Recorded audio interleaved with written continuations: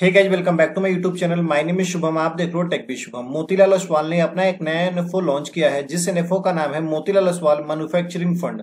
जैसे कि सभी mutual fund company manufacturing fund अपना लॉन्च कर रही है, उसी बहती हुई नदी में हाथ धोने मोतीलाल ओसवाल म्यूचुअल फंड भी आ गया है।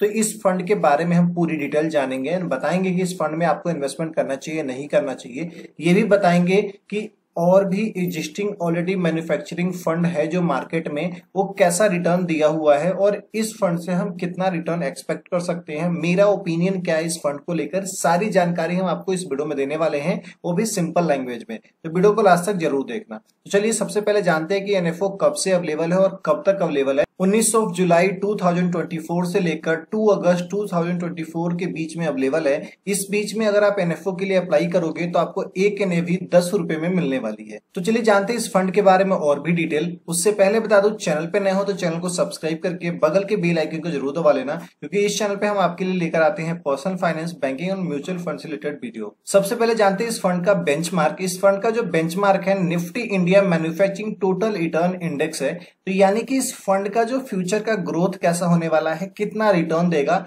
ये टोटली डिपेंड करता है Nifty India manufacturing total return जो इंडेक्स है, इस इंडेक्स का आगे चल के कैसा रिटर्न होने वाला है।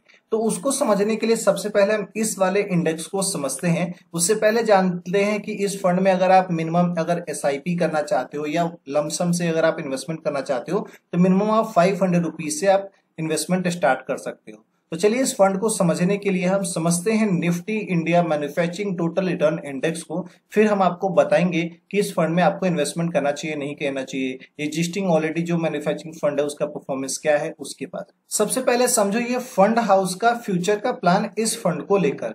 इस फंड में आप जो भी पैसा इन्वेस्टमेंट करोगे, आपके पैसे का 80% मिनिमम, मैक्सिमम 100% आपका जो पैसा इन्वेस्ट करेगा ये इक्विटी सेक्टर में, यानी कि हाई रिस्क वाले सेक्टर में।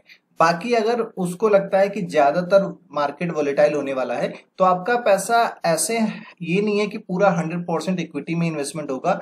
अब ये आपका डेट या मनी मार्केट इंस्ट्रूमेंट में भी 20% मैक्सिमम टू मैक्सिमम इन्वेस्टमेंट करेगा। तो इस तरीके का भी प्लान है।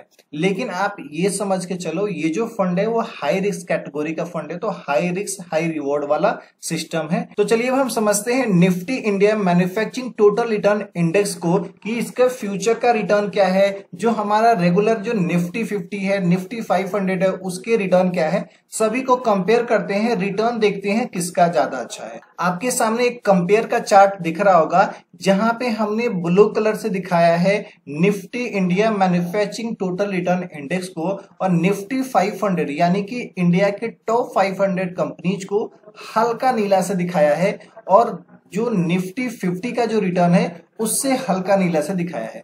तो अगर आप देखोगे तो रिटर्न कलर कॉम्बिनेशन आपको दिखने को मिलेगा, कि मेरे को कलर कौन सा वो पता नहीं चल रहा, तो आप उसको समझ लो, थोड़ा सा जूम करके भी देख लो। तो अगर आप 1 ईयर का रिटर्न में देखोगे तो निफ्टी इंडिया मैन्युफैक्चरिंग फंड का जो रिटर्न है वो 60.2% का है, और निफ्टी 500 का रिटर्न है 38.8% का, और निफ्टी 50 का रिटर्न है 26.7% का। वही 3 ईयर में भी बीट कौन कर रहा है, Nifty India manufacturing fund. 5 year में वो भी बीट कर रहा है। ओवरऑल जब से ये इंडेक्स जो लॉन्च हुआ है तब से भी अगर आप देखोगे तो सबसे ज्यादा जो रिटर्न है वो निफ्टी इंडिया मैन्युफैक्चरिंग फंड का ही है, जिसका रिटर्न है 16.5% का है। तो ओवरऑल ये जो इंडेक्स है पास्ट में अच्छा ग्रोथ दिया है, दैट मीन्स कि फ्यूचर में भी अच्छा ग्रोथ देगा।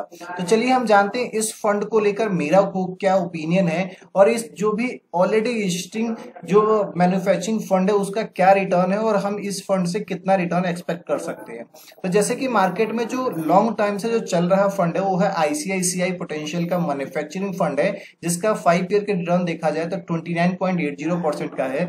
वही दूसरा Aditya Birla Sun Life manufacturing equity fund है, जिसका 5 ईयर का रिटर्न 22.22% का है। तो इस फंड से आप कितना रिटर्न एक्सपेक्ट कर सकते हो। मैं कहता हूं ये फंड ज्यादा इसी रेशियो में जाएगा, 20-21% तक का जाएगा।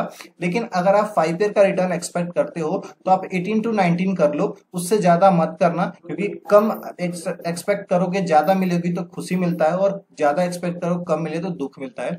इस फंड को लेकर मेरा क्या ओपिनियन है, मैं किसी भी इसी टाइप के डेडिकेटेड सेक्टर के फंड को रिकमेंड नहीं करता। मैं सजेस्ट करता करता हूं कि अगर आपको पैसे इन्वेस्टमेंट करना है वो भी लॉन्ग टर्म के लिए, तो आप फ्लेक्सी कैप जैसे फंड में इन्वेस्टमेंट कर सकती हो, क्योंकि फ्लेक्सी कैप जो फंड है वो सभी सेक्टर में इन्वेस्टमेंट करता है, इक्वली इन्वेस्टमेंट करता है, अच्छे रिटर्न भी देता है।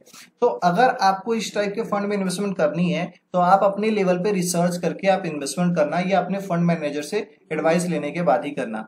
मैं आपको पहले ही बता दूं डिस्क्लेमर के लिए, यह एक म्यूचुअल फंड है, तो ये आपका पैसा टोटली के टोटली स्टॉक मार्केट में इन्वेस्टमेंट होता है, जिसमें क्या है आपका जो पैसा है वो निगेटिव में भी जा सकता है, पॉजिटिव में भी जा सकता है। तो अपने रिस्क फैक्टर को एनालाइज करो, उसके बाद ही आप इन्वेस्टमेंट करो। कैसा लगा वीडियो कमेंट करके जरूर बताना। वीडियो अच्छा लगा वीडियो को लाइक करके चैनल को सब्सक्राइब कर लेना। मिलेंगे इस तरीके की नेक्स्ट वीडियो में, तब तक के लिए धन्यवाद। Stay safe, take care.